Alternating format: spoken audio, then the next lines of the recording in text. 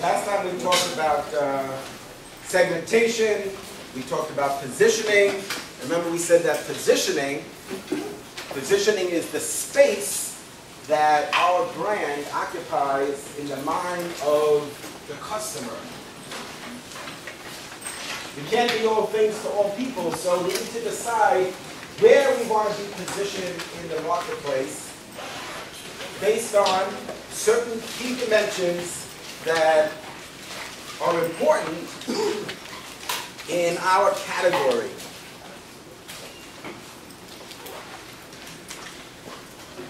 Positioning is a very important concept in marketing, and what we do to understand how we're positioned is we do research. We do market research, and we ask customers or potential customers their attitudes and perceptions about our brand. So we're doing branding research. We're trying to understand in the marketplace how people perceive our brand, and importantly, relative to other brands. And that's why we're going to look at a perceptual map. Because what a perceptual map does is it shows us a graphic representation of our positioning relative to other brands in the marketplace, which is critical. So that's a critical aspect of the perceptual map, is to understand where we're positioned relative to the competition, where our brand is positioned relative to the competition. And we should keep in mind that the reason why we're doing this research and the reason why we're creating these perceptual maps is because if we're not positioned on the map or in the minds of our customers where we want to be positioned, we can reposition ourselves. So if the perception in the marketplace is that our brand is of low quality, we could change that perception. One of the things that we could do is advertise, for example, and communicate why it is that our product that's wrapped in that particular brand is of a high quality or a higher quality than people perceive in the marketplace. So again, remember I'm always telling you, it's not just like, oh, it's interesting, so we do this map and fun times, right? Well, once we prepare the perceptual map, we have to do something with that information. Because information is only potential power. Information is only power if put to use. So once we prepare the perceptual map, then, and we have that insight, then we have to decide what our action is going to be. Maybe there's actually going to be some corrective action. We're going to try to change the perceptions and attitudes of our brand in the marketplace. Remember, the brand is what's wrapped around the product. The brand, so for example, if this is the product, the brand is what's wrapped around the product.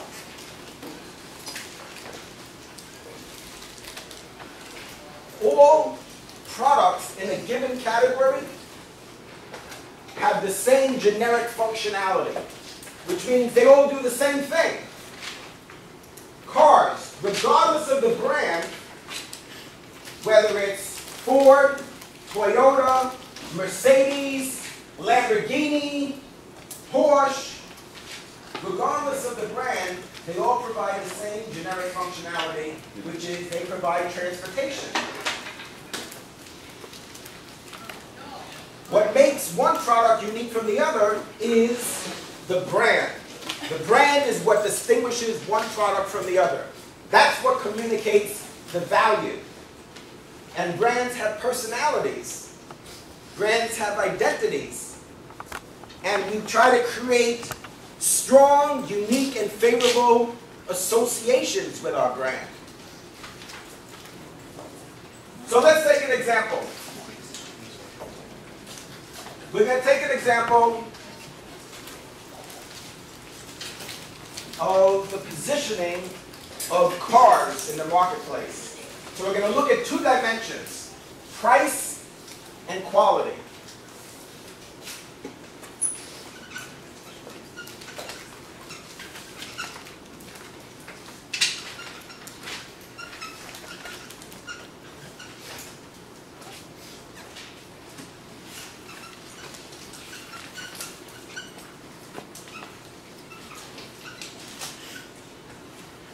Questions so far? Any questions about Perceptual Map? Yeah, Edward? Are those two static, or would it change? Like, it depends on our category. So we could measure, we could plot whatever dimensions we want. So for this example, we're going to look at price and quality. We could look at the level of innovation, or the level of, let's say, fashionability. So like some products may be very fashionable, others less fashionable. The level of reliability, the level of durability. And we might want to look at multiple dimensions. So we might create 10 perceptual maps. And remember, we need to look at both the points of parity and the points of difference. Who remembers what that is? points of parity are similar features that you can offer the same as your competitor. And points of difference are the opposite, where it's features that you don't have that you have. Absolutely. So points of parity are those things, those features and benefits that we share with the competition. And the points of difference are those features and benefits that we have that the competitors don't, whether they're direct or indirect competitors. Remember last time we made a distinction. Which is more important, points of parity or points of difference? What about points of parity? Do we care about that? Why? Who says yes? Good. Nazmo? Yeah, we do care about that, but not as much as points of difference, because that's what makes us unique as opposed to the brand. So, right, the point of difference is what differentiates us from our competition. And usually when we differentiate ourselves in the market, we try to get a premium for our product. We charge more relative to other competitors. So think about, let's take for example, remember last time we talked about Sony. Sony charges more in the marketplace because of these points of difference that Nazmul is telling us about, which one of their points of difference is quality. So they position themselves in the minds of consumers as being a high quality. There's a perception that their product is of a high quality, and so they're able to charge more. Isn't that the reason why we pay more for Sony products than we do for Panasonic? Panasonic products are much less expensive than Sony because Sony positioned themselves as a better quality product, and because it's a better quality, they're able to charge more. But what about points of parity? Yeah. Points of parity help you understand who your competitors are, and once you establish who your competitors are, you can establish what makes you different. So that's going to be the basis of our unique selling proposition. So Jan is saying, well, we can't even talk about the points of difference until we know what our points of parity are, until we know what we have in common. And importantly, the points of parity are the minimum requirement in that given category. And that's why it is important. We shouldn't take that for granted to say, well, our product is safe. But that's just a point of parity. Well, hello, if your product is not safe, then you're not even in the running. Now, in some categories, safety is not an issue. Like jeans. What, is that something that people are concerned about, that your jeans are safe? I mean, there must be a safety factor, because I guess they have to be very durable, although I think that most jeans are not very durable from what I see on campus and in the hood. People's jeans are like all torn up and everything, and so maybe durability, maybe that's what happens. We wash them too many times, but no, that we buy them like that. And actually, interestingly, we pay a premium for those. Some of these torn jeans are $300. And some people started cutting them up themselves.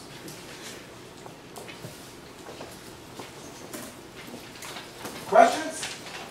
So points of parity, points of difference, both are important. What happened to Jelani? Holding that stuff down. Denise! What? Syllabus? Wow! She's got the syllabus, y'all. Look at that. That's what's up. That's amazing. What about the rest of you? The rest of you have the syllabus? What? You too? Chantel. You're on teams. All right, so now we're going to take an example. Right? So Edward, you can look at different dimensions. And it's likely that we are. Because price and quality, those are pretty common in most categories. That's sort of like, that's where you start. That's the minimum. When we do perceptual mapping, and also we do branding, is we're going to ask people about their perception about the quality of our product. Now keep in mind, quality means different things in different categories. Do you agree? Like what means a good quality in, let's say, computers is not the same thing as in cars or in orange juice. What does it mean to be, for orange juice to be a good quality? That's very different than saying that your car is a good quality. Do you agree? So we need to understand that that's going to mean different things in different categories. But for now, we're talking in general terms, quality. So we may ask some very specific questions about that when we do the research. So our perceptual map might be a little bit more specific. So we're going to look at the automotive industry. And we're going to look at different brands in the automotive industry. And what I need your help in doing is plotting those brands on the perceptual map. All right, so we're going to plot them based on quality and price. So let's see if we can identify some different brands of cars and then plot them on this map. So who's going to start? Who's going to tell me a brand name of a car? Marina, what do you think? Lexus. All right, so Lexus. Where are we going to put that on the map? Is it a high quality? And is it, what about price? So how high quality is it? Is it very high quality? Is it somewhere in the middle? All right, so what about then, what about price? How expensive is it? Is it the most expensive car? You think, I mean, in terms of your perception, because what we're going to do is afterwards, when we do this research, we get 1,500 people that are going to give their perceptions, right? Where Crystal thinks, and what Malinus thinks, and what Amulanga thinks. I said it right. Not bad. Not bad, right? You're not been practicing, you don't know. Day and night. It's going to vary. So Erica might think, well, in terms of quality, it might be a 9. But then Jennifer might think it's an 8. And Jesse might think it's a 3. And Stephen might think it's a 7.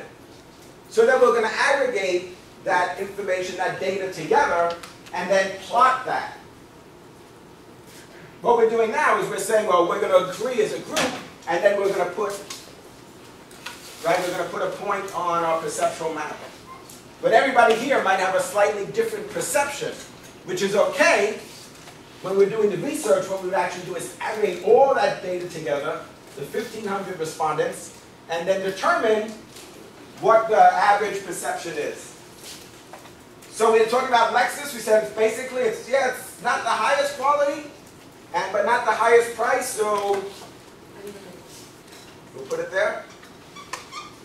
What else?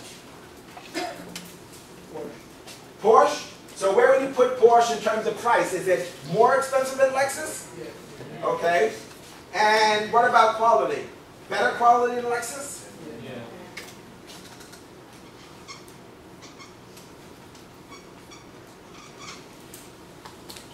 Anything else? What other brands? Rolls-Royce? Is that higher in price than Porsche? There's not going to be any room with the perceptual map.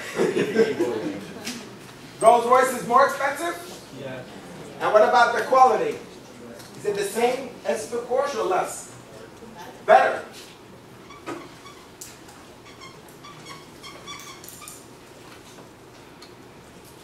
What else?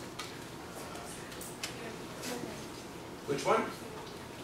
Okay, Toyota. So Toyota, where would it be in terms of price? High price, moderate, low price? So it's somewhat higher price, and what about the quality? Where would it be? Well, it'll be like right smack. Somewhere in the middle there for Toyota? Toyota is a car that moves forward, right? Moving forward, whether you want to or not, right? Lower in terms of price? So yeah, much less expensive than Lexus, right?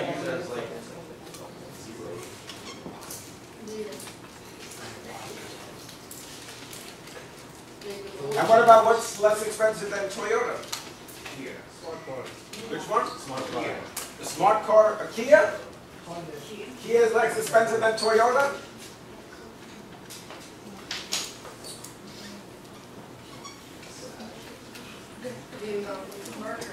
All right, BMW. Where would you put BMW? Who said BMW? Above Higher than Lexus, but less than Porsche? Yeah.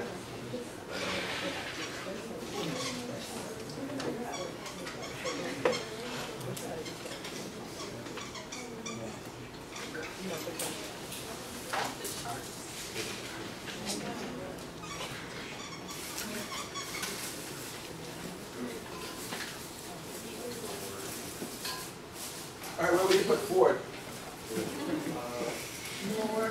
Found on the road dead? Where would you put that? Put it straight in the middle. Say in the middle? Smack in the middle, very nice. Yeah, right there. Ford. Found on the road dead, okay. Lincoln, so where would you put a Lincoln? Somewhere, where? Somewhere in the middle? Below Lexus, above Lexus? Below Toyota. Yeah. Lincoln, I said like Lincoln Continental, below Toyota. Alright, I'm going to turn it.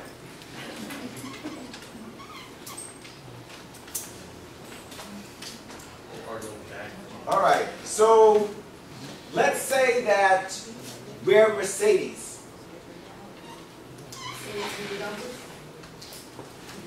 So what we need to understand is where we're positioned relative to other cars in the industry. So we want to understand who our direct competitors are and who our indirect competitors are. So for example, here we would argue that, well, BMW is at a similar price, you know, a little bit, maybe a little bit lower, and quality. Now all of these we would say are indirect competitors, right? Because they're all brands of cars. So we're all competing as brands, we're all competing for the transportation market. We're all trying to sell people transportation. So for Mercedes, you might say that some of these are our direct competitors, and the rest, right, we shouldn't forget about Ford, because that's an indirect competitor. They still sell what? They sell transportation. And also, keep in mind that their parent company, Ford Motor Company acquired other higher-end brands, right? Ford owned Jaguar, for example, and Volvo. So you see, that's a good example of where you might say, oh, Ford, we're not going to worry about Ford until they purchase Jaguar. Now you start to shake and tremble a little bit, right? Because we thought they were an indirect competitor, and we're not going to worry about them. But remember I said, no, you need to still be aware of them and be concerned, because your indirect competitor could become your direct competitor overnight.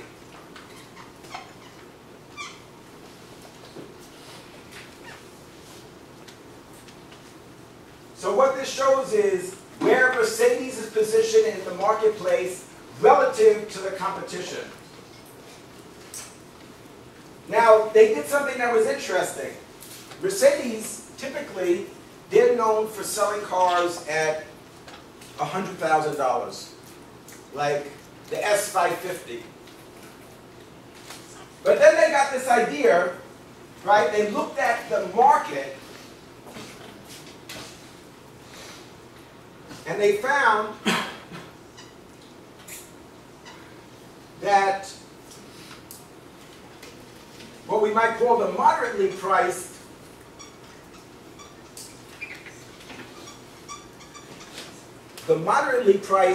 part of the automotive market was quite large.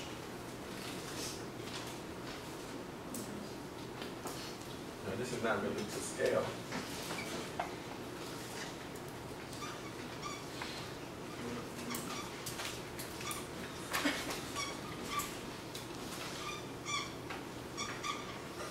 So you have the lower end of the automotive market, the moderately priced segment, premium, or we could say luxury market, and then ultra luxury.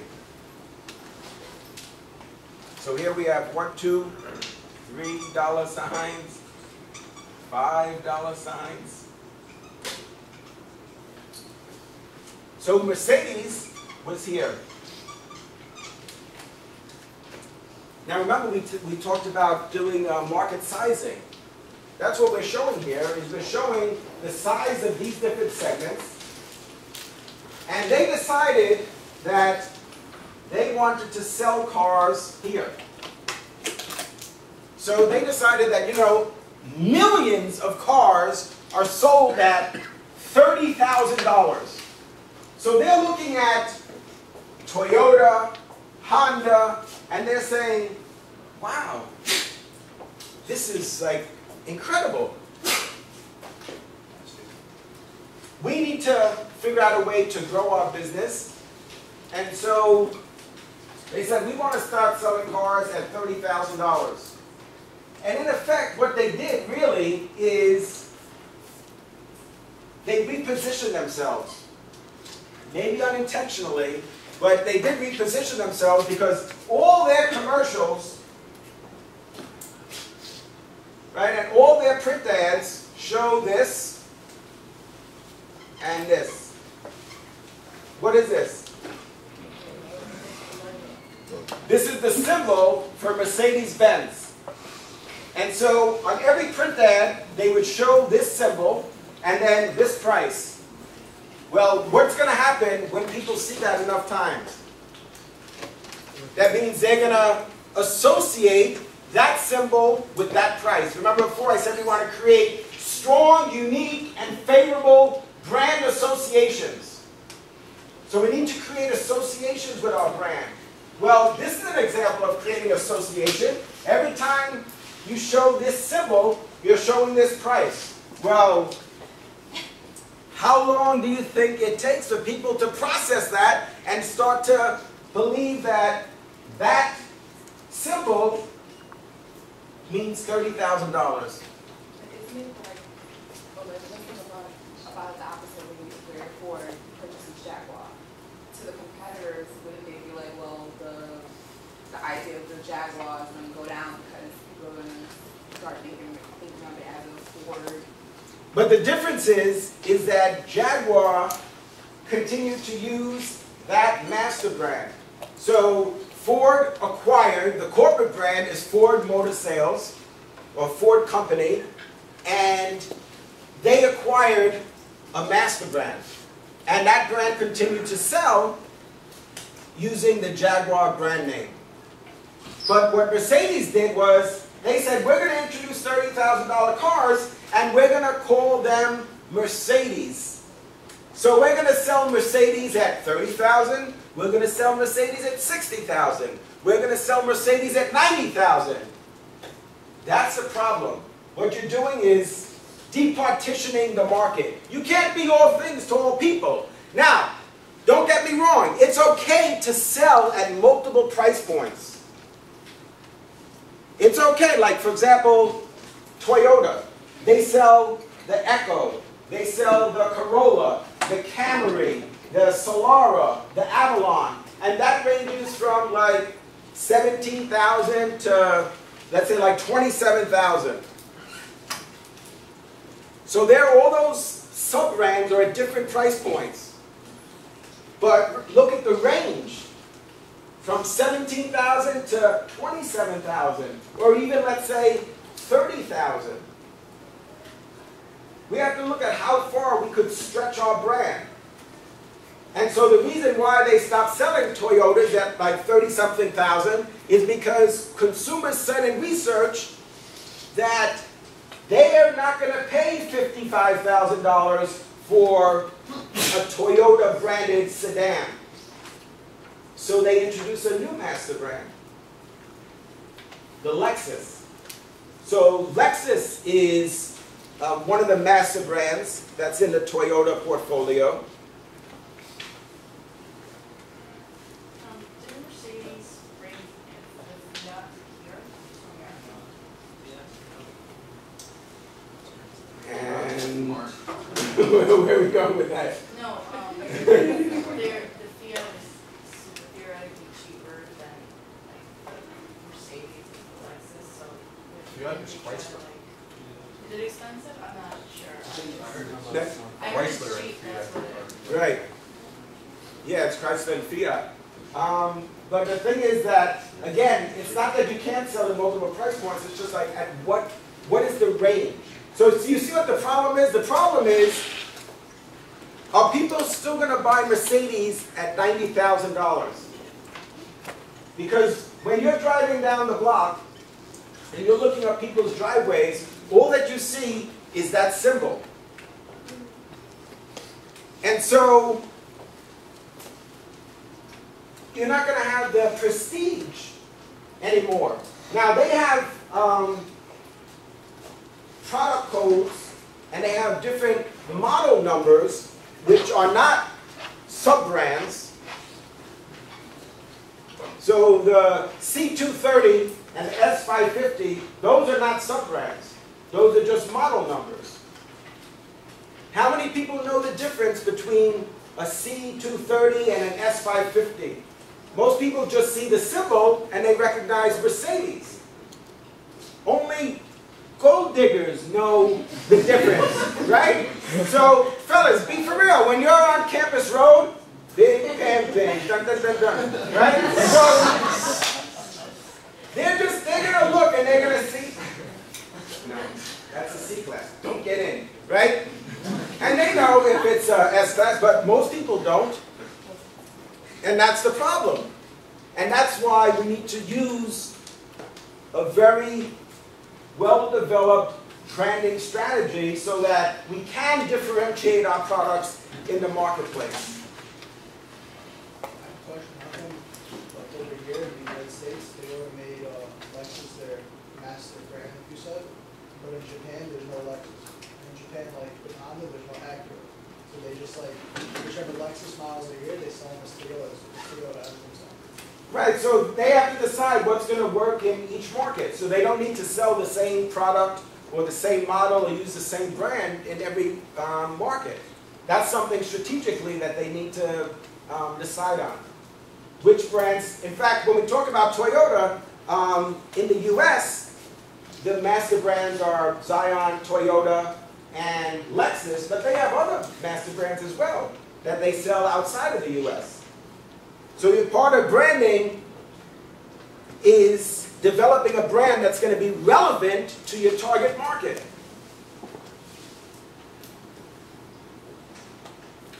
So some brand names, for example, might translate to something offensive in a particular market. All of those things we need to understand. I remember we talked about the Chevy Nova. So they said, well, we sell the Nova in the United States. Why not sell that in Mexico? Well, it sounds like a great idea, except it means no-go. You're not going to sell a lot of cars that are no-go, right? Or is it just me? What do you think? No-go. That wouldn't be my first choice for the name of a car.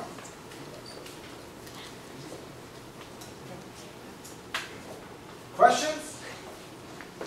So that's an example of a perceptual map. And we could do that for a lot of different dimensions. We might want to look at the level of innovation, or reliability, durability, all of these different dimensions. We have to determine what's relevant for our category. And again, we could reposition ourselves. So if we're here, the good news is that we could work to move ourselves to someplace else on the map. That's known as repositioning.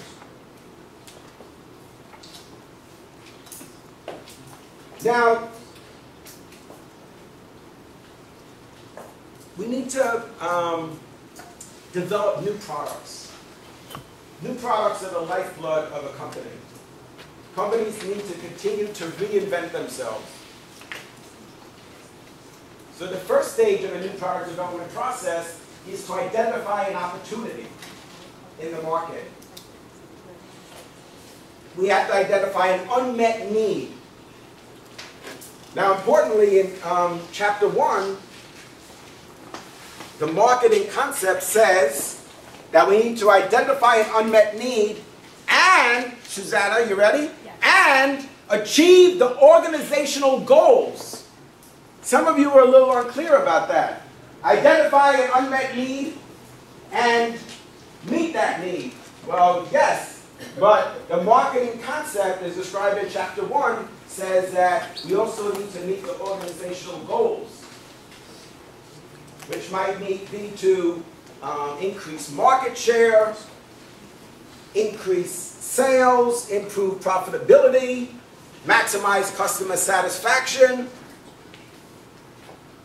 So the first stage of a new product development process is to identify an opportunity, and we could do qualitative or quantitative research, and that research could either be primary or secondary. So secondary research is research that somebody else has already conducted.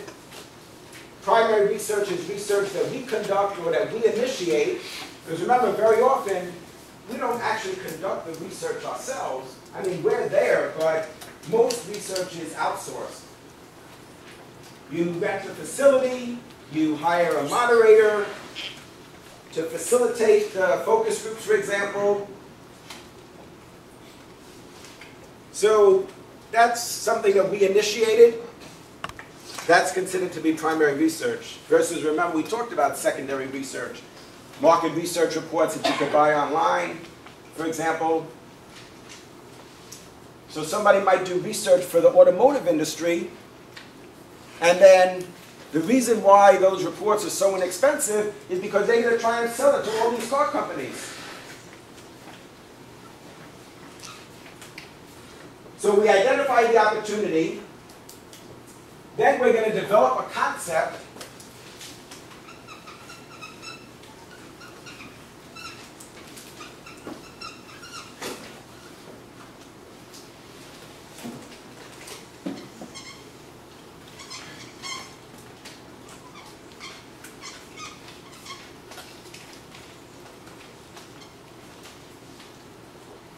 So the concept is going to include a visual, like this is actually a concept board, which has a visual of the product, and then the concept statement. Now, for the first time ever, a non-stick pot with glass lids and ergonomically designed handles. That's the concept statement. So what we're going to do is we're going to show these concepts to consumers in research.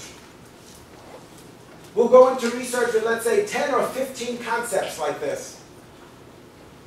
And we'll get input and reactions from the consumers about the concept.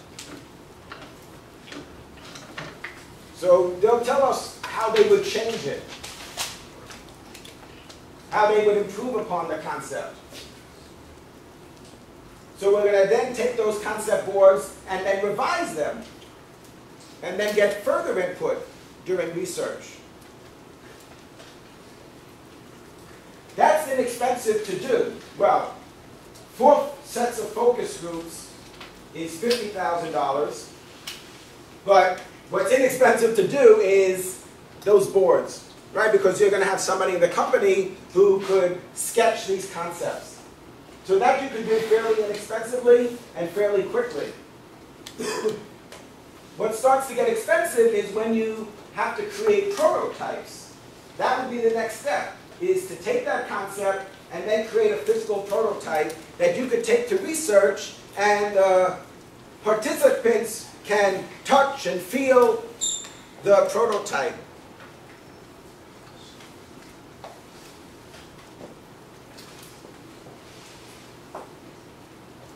And then ideally, after 3 rounds of research, 3 rounds of qualitative research, we'll be in a position to do quantitative research on the product. Because remember, when we do the focus groups, basically you have 12 people in a room. So after 4 sets of focus groups, we spoke to like 4 dozen people. We can't draw a statistical inference about the population, about the target market, based on what 48 people told us. So we need to do quantitative research to be able to draw some conclusions about our target market. Once we do that, we're going to develop a product. We're going to manage the launch and then track results. So these are the 5 key stages of new product development. Now, each of these stages has like 50 steps. Okay, but I want you to be able to get your mind around it to get the big picture. The book slightly articulates it slightly different. Basically, it's the same. They talk about idea generation, but they use slightly different terms. This is the new product development process that I've used in corporate America. But they're all basically the same, and they should be very rigorous. Because each one of these stages is a go, no-go decision point. Who knows what that means? What does that mean, go, no-go decision point? Either you're going to continue or you're going to terminate the project? Yeah, so you have to decide whether or not you're going to go forward. And the problem is that you might have already spent $100,000 here. After you spend $100,000, we need to decide before we go and develop concepts whether or not we're going to go forward. Because we might have a lot of different opportunities. Remember, I told you when we talked about targeting, we have to decide, are we going to do all of these things? All right, we want to sell clothing, but are we going to sell jeans, slacks, shirts, white shirts, blue shirts, green shirts, yellow shirts, orange shirts, plaid shirts, short shirts, long sleeve shirts, polo shirts, skirts, A-line skirts, dresses, blouses, right? We have to decide what we're gonna sell. So we're gonna have a variety of opportunities that we're gonna be considering. Like, for example, in electronics, right? For Apple, for example, they sold computers. Then one day they said, right, they went through a new product development process and they said, we want to sell MP3 players. And then people started to laugh. And Steve Jobs said, no, I'm not kidding. I have an idea. We're going to sell MP3 players. And they did. And then they decided that they were going to sell phones.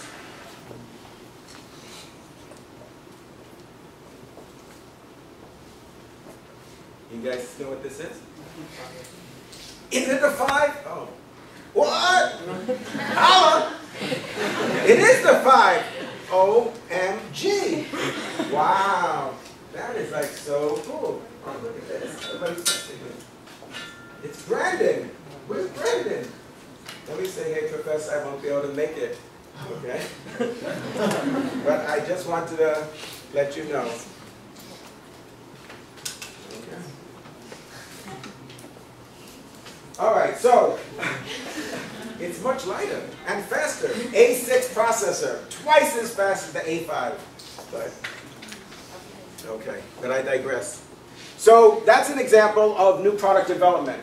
They identified these opportunities, and then over time, they introduced an MP3 player, they introduced a phone, they introduced a tablet. And they went through, I'm sure they had other products that they were considering as well. And they went through this process, and some dropped out, and some they went forward with. So then here is another go, no go. Another go, no go. Until you actually launch the product. Surprisingly, a lot of products fail. Why is that? Why do you think a lot of products would fail? You say, wow, but you describe this really vigorous process. You said, like, this is the process that, like, I've used this and developed new products in corporate America, and then you're telling me that companies introduce products and they're not successful. I mean, like, they fail. As in, like, bomb. As in, like, loser! Like, how is that possible? Why do products fail? You screwed up the marketing mix. Yeah, that's usually a big problem. Sometimes it's not enough to have a great plan. You have to have flawless execution. So, interestingly, some companies have only an average plan, but the plan is flawlessly executed, and they're very successful. Very important. So keep that in mind throughout your career. Make sure you have a good team, because you could have this most amazing plan, brilliant, but then you have people working there on your team that didn't graduate from Brooklyn College, never took this class that you're relying on for your $250,000 bonus. So execution, poor execution, is definitely a reason. What else?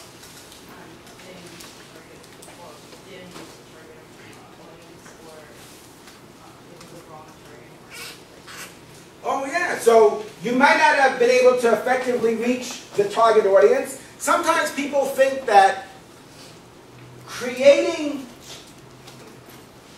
ads is the same thing as advertising.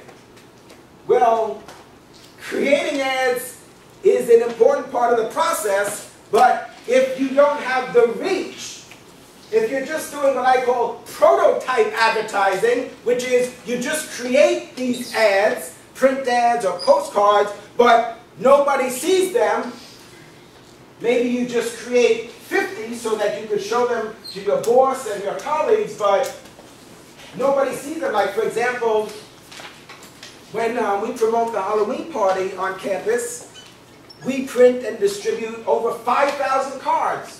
One year we printed 10,000 cards and distributed them. But you can't just create 50 cards and then show them to some people on campus and think that that's advertising. I mean, you could create concepts and ads for a lot of events, for dozens of events on campus. But if you're not, like Yana says, if you're not reaching your target audience, and there's not enough frequency, then people aren't going to be aware that the events are occurring.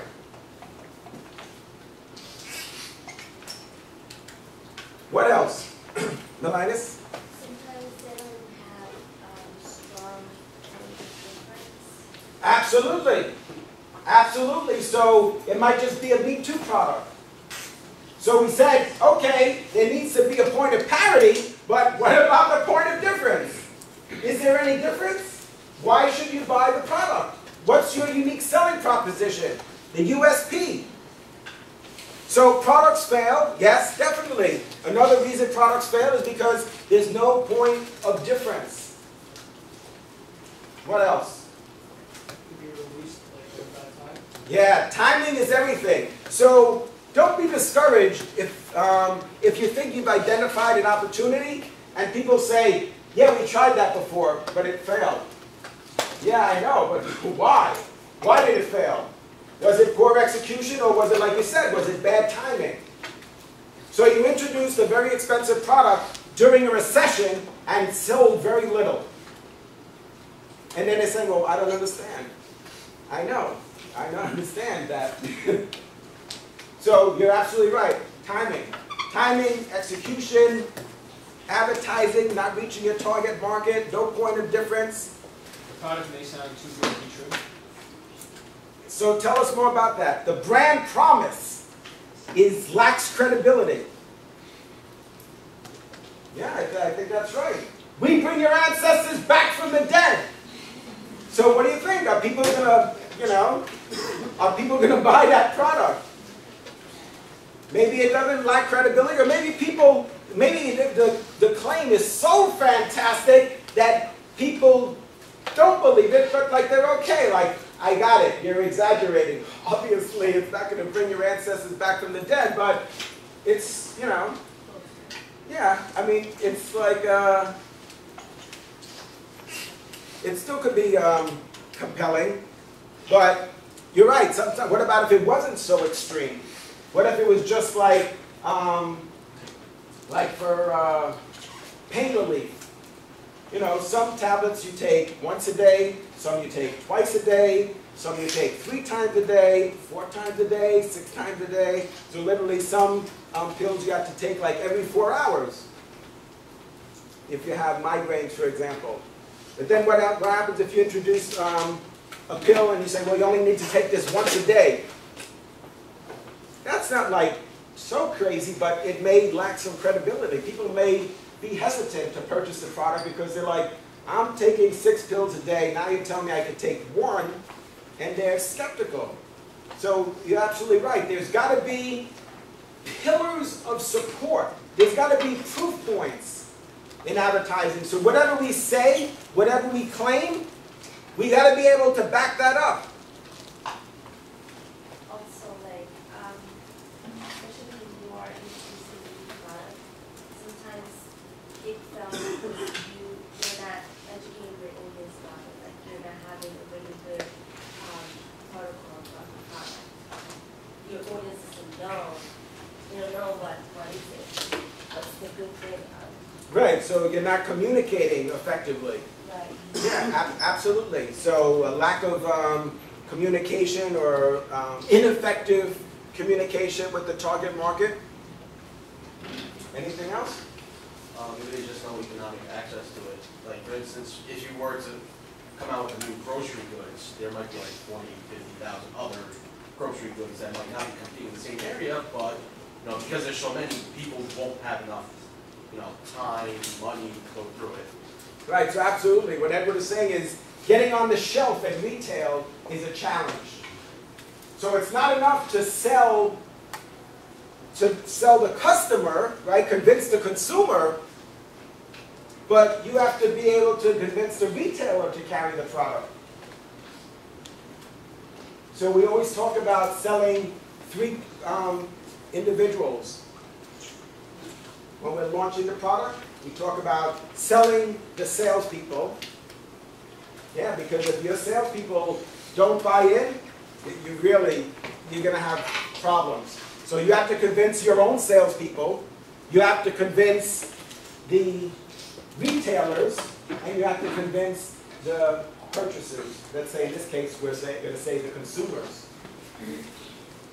So it's challenging to get on the Walmart planogram.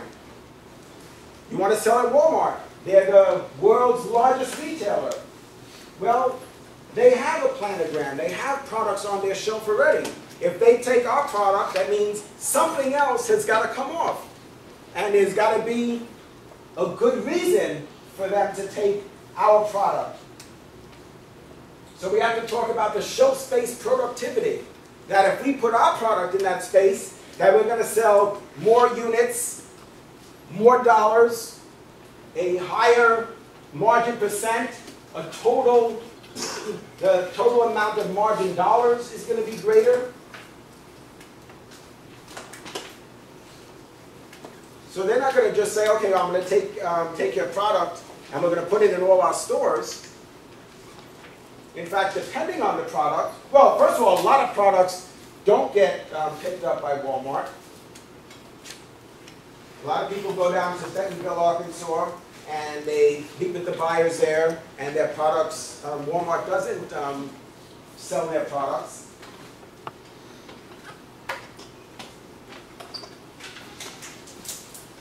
But some of them do, and what they do sometimes is they'll give you a limited distribution, like they'll do a test. They'll say, we'll put you in 500 stores, or 1,000 stores, so they won't put you chain-wide.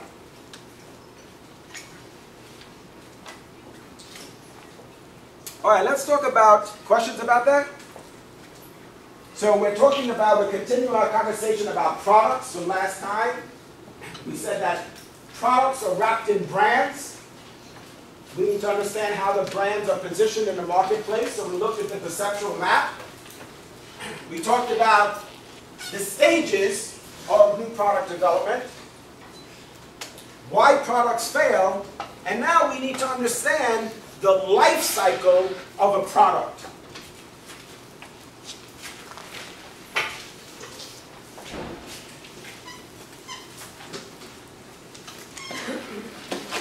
All right, so these are the stages of the product life cycle.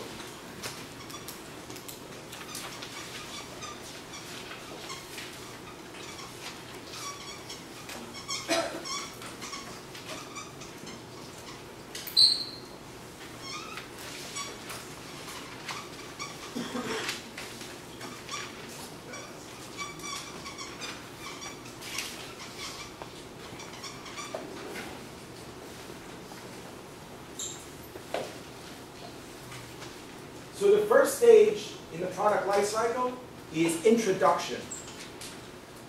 So what we're looking at here is sales. On this axis is sales, and this is time. So at this point, basically time zero, you have no sales. Then we move forward. Year 1, year 2, year 3, 4, 5, and sales increase. What is it that we're doing as an organization to increase sales? So we introduce the product. That's the first stage of the product life cycle, is introduction. We introduce the product and sales grow over a period of time. Why? Why are sales going to grow? What is it that we're doing as marketers? So how are we going to market the product? So we're going to advertise. We're going to, when we first introduce the product, what is our focus going to be on? Is it going to be primary demand or selective demand?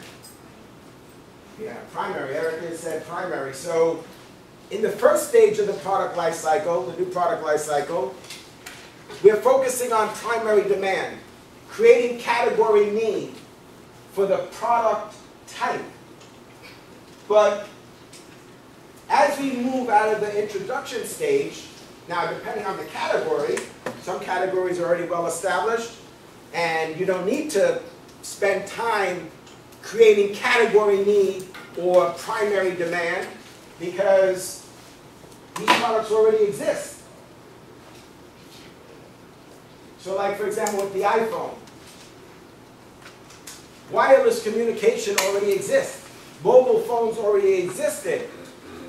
What Apple did effectively was focus on selective demand and communicate how their brand provided a point of difference, and actually quite a few points of difference relative to the competition.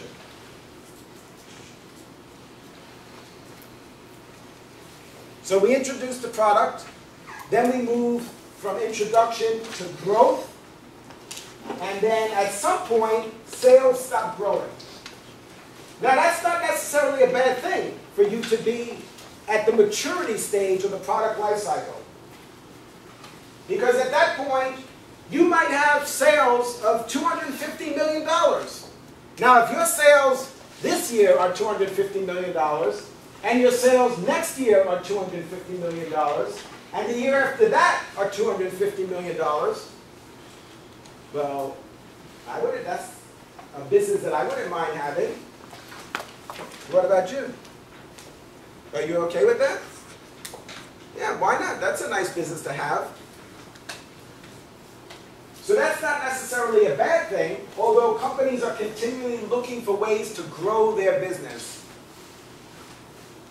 Maybe we're going to introduce a line extension or a brand extension. Who knows the difference? What's the difference between a brand extension and a line extension?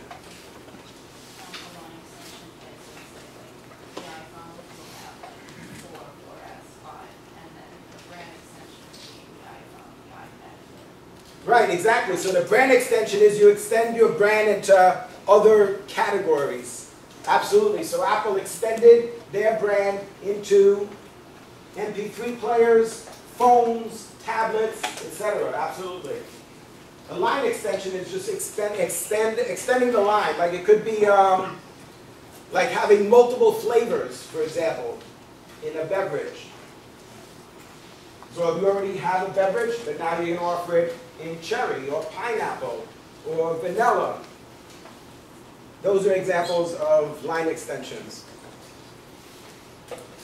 Now when we say maturity, remember when we looked at the Boston Consulting Group model, we talked about how some SBUs that we have are growing very rapidly. So when we talk about maturity, if the category is growing 2 to 3% per year, that's basically mature. Growth, when we talk about growth, we're talking about usually 50%, 100%, 200%, 300%. We're talking about rapid growth. So like the beverage market, remember we talked about that? We said in the US, it's $200 billion per year at retail. That grows about 2 to 3% per year. Yes, it's growing a little bit, but it's basically in the maturity stage of its product life cycle. Now what you need to worry about is controlling how long we stay in that period of growth. So what we want to do is keep stemming growth, to keep the business growing for as long a period of time as possible.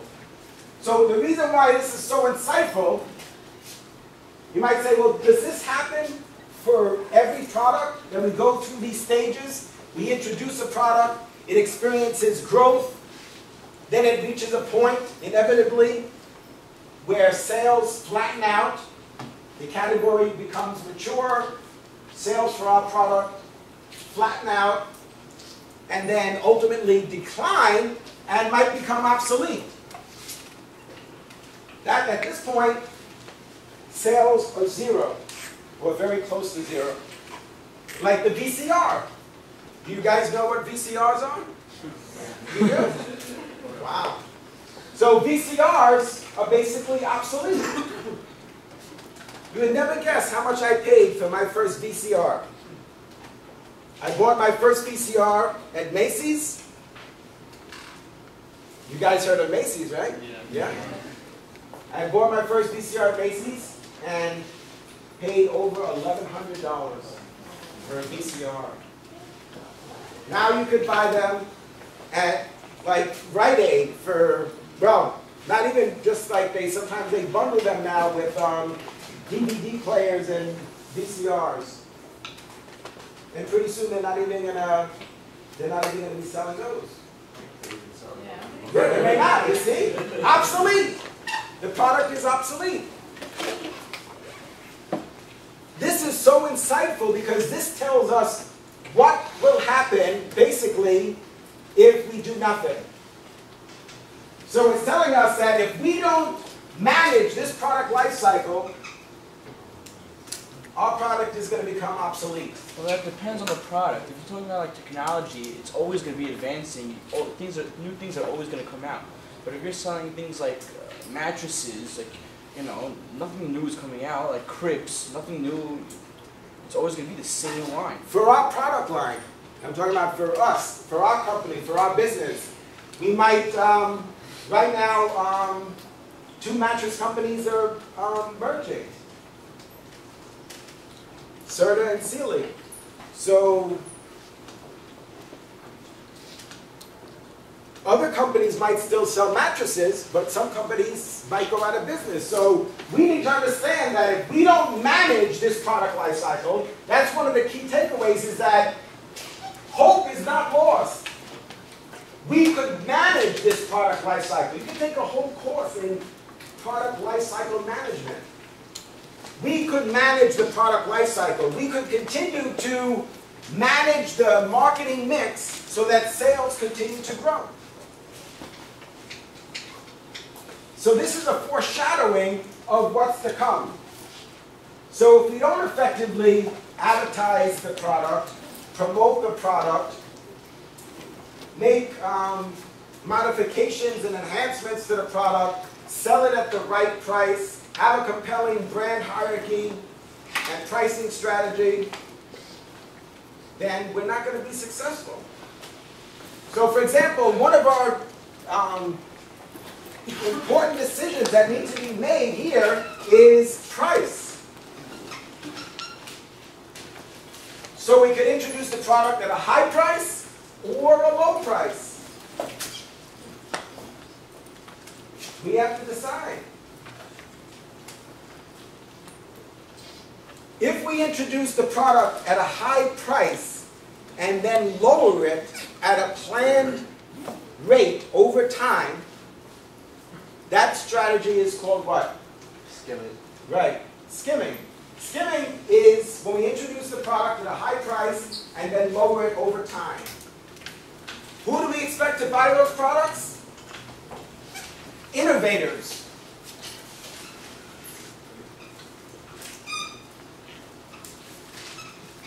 So according to this model, the diffusion of innovation model, innovators are going to be the first to buy the product.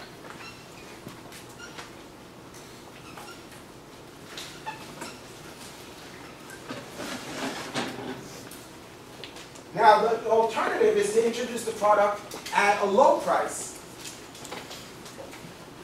What is it? What is the pricing strategy called when we introduce the product at a low price? Penetration? What is it? Penetration? Yeah, penetration pricing. Right, absolutely. So if we introduce the product at a low price, it's called penetration pricing. And if we introduce it at a high price, it's called skimming.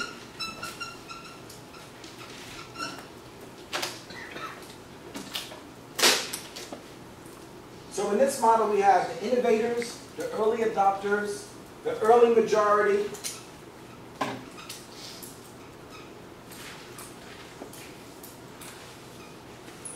the late majority, and the non-adopters.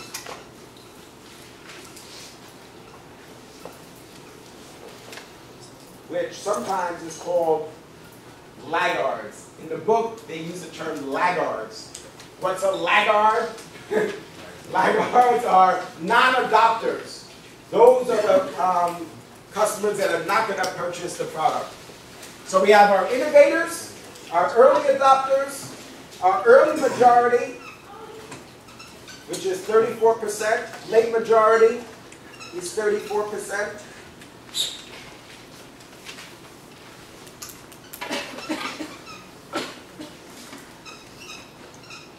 Now, is it always going to be these percentages? No. But what's important is that we're going to be able to influence the rate of adoption. That's why this is so helpful to us as marketers, is because this is time. Right? This is the number, again, just like the product life cycle, this is the number of units being sold. What we want to do is accelerate the rate of adoption.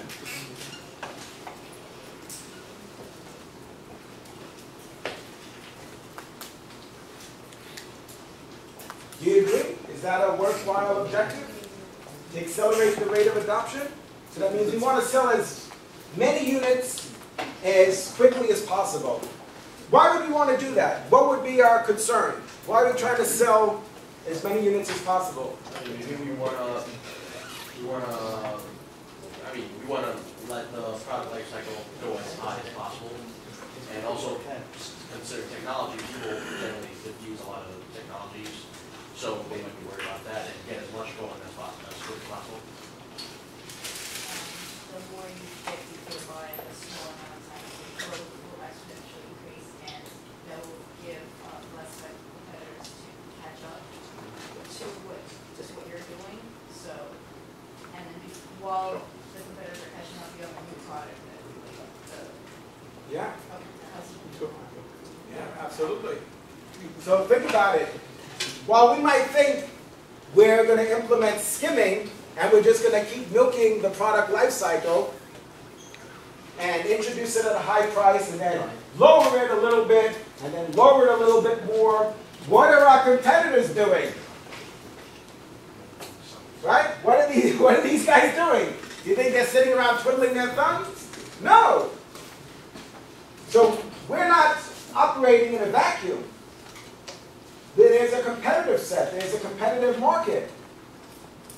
So within that market, we need to be sensitive to the fact that our competitors might leapfrog us. While we're sitting there thinking, oh, our customers, we're just going to keep following our strategy and we're going to maximize our sales and our profits over 10 years. And what happens? 6 months after we introduce our product, like Yana says, a competitor introduces a new product that's better than ours, that has a more advanced technology. So there's some risk associated with skimming. Sure, why not? Sell the product for as much as you can. Sounds like a good idea. But maybe it's better to sell it at a lower price in a price-sensitive market, because some markets are elastic and some are inelastic. Elastic markets are price-sensitive. So that means if you lower the price, you're going to sell more. Not all markets are like that. Not all markets are perfectly elastic. Some, you lower the price 10%, you might see a little bit of an increase in either consumption or usage. But what happens if Con Ed says, we're lowering the price of electric 10%? So what, we all run home and turn on the AC? No, so some might. So that's why I said it's not perfectly elastic. What do we got, another 2 hours? Let me check my iPhone 5. Let me see. Oh, we have, what, 5 minutes? Yeah. 5 minutes. All right, here we go, 5 minutes. All right, multi-product branding. So a good example of multi-product branding is that idea of having a corporate brand or a master brand. Sometimes we call it family branding, which is what we talked about before, which is Sony would be a good example of multi-product branding. Why do I say that? Because Sony sells gaming consoles. They sell TVs. They sell DVD players. All of those are different product types, but they all have the same Sony master brand on it. So multi-product, we're selling multiple products, DVD players, VCRs, gaming consoles, TVs, but despite the fact that we sell so many different types of products, they all have the same brand. Multi-products, but with the same brand. All of them are branded Sony. That's their branding strategy, is this multi-product branding approach. So something like Ford and Jaguar would not be multi-product branding. No. So that would be an example of multi-brand, a multi-brand branding strategy. A good example of that is Procter & Gamble. Johnson & Johnson? Yeah, Johnson & Johnson. So for example, with Procter & Gamble, they have dozens of master brands in their portfolio. So Procter & Gamble is the corporate brand. They have dozens of brands in their portfolio, such as Scope, Tide, Crest, Charmin, Downy. All of those brands and more are part of their portfolio. They're all part of Procter & Gamble, but each product, whether it's detergent or dishwashing soap or toothpaste or mouthwash, they all have a different brand name associated with it. So multi-brand. Multi-brand means that the company uses a different brand name for each product type. So they don't call everything Procter & Gamble. They don't call everything Crest. They don't call everything Scope. They sell mouthwash. Their mouthwash is branded Scope. Their toothpaste is branded Crest. And they have laundry detergent. They brand Tide. But they also have laundry detergent that's branded Gain. They have dishwashing soap. They have Dawn is one of their brands of dishwashing soap, but they also have Ivory, which is another one of their dishwashing brands. So same company, but they use different brands to market their products. The same with Nabisco, which is a part of Kraft. So Nabisco, for example, no, I take that back. Yeah, the way they market themselves now is more, I would say, more multi-product branding. You know why? Because on all of their products, on all of the Nabisco products, what do they have in the corner? Yeah, they have their that logo there. Yeah, so I would say that's more of, everything is branded Nabisco, but they also have, of course, some master brands. Right. Like on the back, most products that we look at, you don't see it. Right, so I would say that's an example of multi-branding, multi-brand branding strategy. Even though they have some products that are called Unilever, right? That doesn't mean that their branding strategy is not to use multiple brands. You're right, they have also in the same category, they compete with Procter & Gamble, and they have their own brands of detergent and soap and so forth. Private branding, for example, would be Sears, like their Kenmore brand. And what? Sears, at Sears Company, Sears Roebuck, who used to be, believe it or not, they used to be the nation's largest retailer. They have private label products that they sell in their store. So, for example, they sell dishwashers, washing machines, dryers. They're branded Kenmore. They're Sears products. Those are products that are developed specifically for Sears.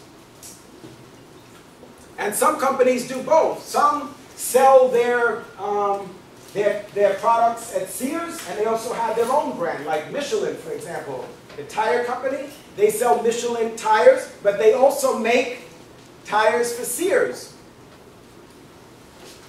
We need to decide which branding strategy is going to be the best for us within this context. And what we've been talking about previously, we need to decide how it comes to life, how we make it actionable. All right, so do good things. Have a good weekend. I'll see you on Thursday, next Thursday.